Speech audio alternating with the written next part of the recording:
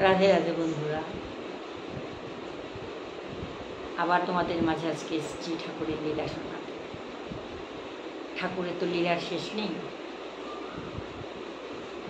ঠাকুর লীলা করার জন্যই পৃথিবীতে এসেছে। নানা রকমের লীলা, লীলার মাধ্যমে আমাদের নানা রকম শিক্ষা দিয়ে গেছে আসলে। তো ঠাকুরের যেমন বড় হয়ে যে লীলাগুলো করেছে সেটা এক ধরনের শিক্ষা দিয়েছে, আর ঠাকুরের যে ছেলেবেলার লীলাগুলো আমাদেরকে খুশিও দিয়েছে। সবসময় তুমি ছোটোবেলার লীলাগুলো শুনবে, খুব মজার মজার লীলা। একদম ঠাকুর যখন একদমই ছোট তখনকার লীলা। প্রথমে তো নানা বকাসুর, পুতনা রাক্ষসী, তাদেরকে বধ করেছে। এরকম আরও অনেক রাক্ষসদের বধ করেছে, কংস যাদেরকে পাঠাতো, তার মাঝেও লীলা করতো। ঠাকুর সবসময় লীলা করতো অ্যাকচুয়ালি। তো একটা ছোটোবেলার লীলা আজকে তোমাদের শোনাচ্ছি, একটু মজার বেশ। তো একদিন নন্দ বাবা পুজো করতে বসেছেন। নন্দ বাবা চতুর্ভুজ নারায়ণেরও পুজো করতেন, আবার নারায়ণ শিলারও পুজো করতেন। তো নন্দ বাবা পুজো করতে বসেছেন, পাশে বসেছে ছোট্ট ঠাকুর। ঠাকুর বসে দেখছে বাবা কী করে পুজো করে। তো নন্দ বাবা খুব খুশি। আচ্ছা লালা, তুই দেখ কেমন করে পুজো করতে হয়, চুপচাপ বসে থাকবি কিন্তু। হ্যাঁ বাবা, তুমি পুজো করো, আমি দেখছি। আচ্ছা। তো নন্দ বাবা পুজো করছে। নারায়ণ শিলাকে ঘি, দুধ, দই, চিনি, মধু সব কিছু দিয়ে সুন্দর করে নারায়ণ শিলাকে স্নান করিয়েছে, স্নান করাচ্ছে। আর পাশে বসে ছোট্ট ঠাকুরের জিভ দিয়ে তেউলুল পড়ছে। এত সুন্দর সুন্দর জিনিস, এত সুন্দর সুন্দর ঘি, মধু, দই, মাখন দিয়ে ঠাকুরকে স্নান করাচ্ছে, জিভ দিয়ে লোল পড়ছে। আর ভাবছে কালকে থেকে যশোদা মাকে বলবো ও শুধু শুধু জল দিয়ে আমাকে স্নান করাতে না। মা তো আমাকে পারে, যশোদা মা তো আমাকে পারে এরকম প্রতিদিন ঘি দিয়ে, মধু দিয়ে, দই দিয়ে স্নান করাতে। তাহলে আমার স্নানও হবে, মাঝে মাঝে একটু জিভ দিয়ে চেটে চেটে খেয়েও নেব, মনে মনে ভাবছে। আর নন্দ বাবার মতো আপন মনে ঠাকুরকে স্নান করাচ্ছে, অভিষেক করাচ্ছে।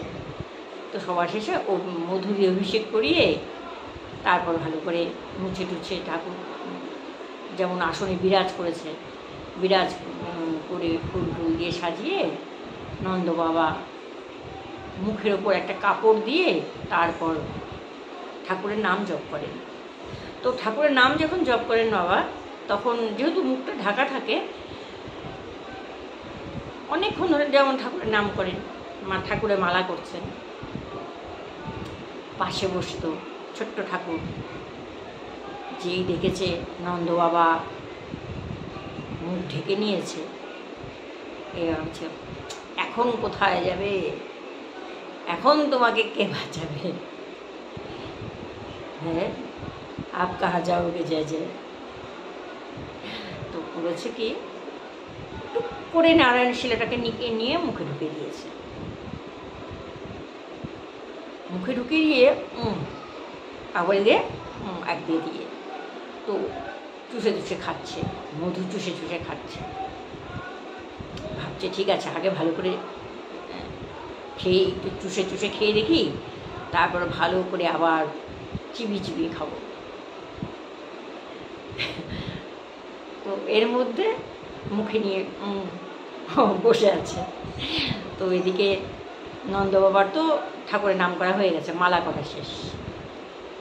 যথারীতি নন্দ বাবা চোখের থেকে কাপড় সরিয়েছে, কাপড় সরিয়ে প্রণাম করতে গেছে, জয় জয় বলে প্রণাম করতে গেছে।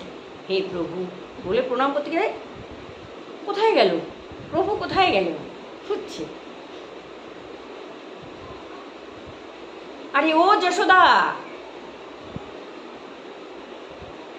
দেখো তো কোথায়। আরে দেখি লালা, তোর মুখে কি,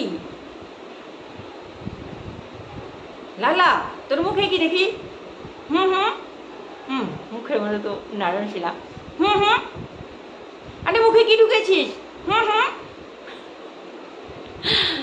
তো বাবা করেছে কি পুরো মুখের মধ্যে দিয়েছে, ভূতো মুখ থেকে বেরিয়েছে নারায়ণশীলা। বলে আরে ও যশোদা দেখ দেখ, তোর ছেলে তো খুব দুষ্টু, ভালো করেই জানি, দেখ তো কী করেছে, দেখ তো আজকে তো বলে যশোদা মা দৌড়ে এসছে, কী হয়েছে কী হয়েছে?